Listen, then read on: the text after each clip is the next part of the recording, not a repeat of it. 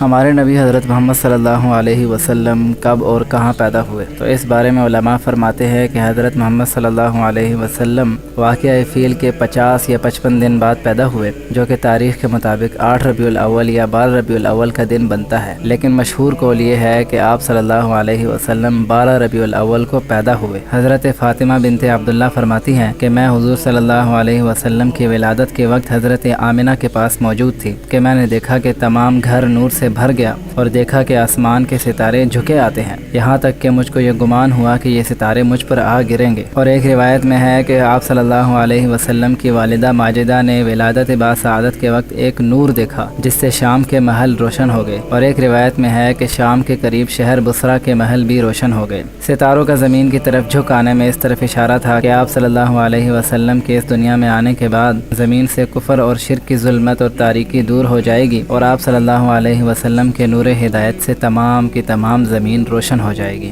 اور ایسا ہی ہوا کہ مکہ سے لے کر شام تک کے تمام علاقے آپ صلی اللہ علیہ وسلم کی زندگی میں ہی اسلام کے تحت آ گئے۔ چنانچہ آپ صلی اللہ علیہ وسلم کی زندگی میں ہی شام فتح ہوا، اور اس کے بعد بصرہ بھی فتح ہو گیا، اور آپ صلی اللہ علیہ وسلم کا نور ہدایت آپ کی زندگی میں ہی ان شہروں تک پہنچ گیا۔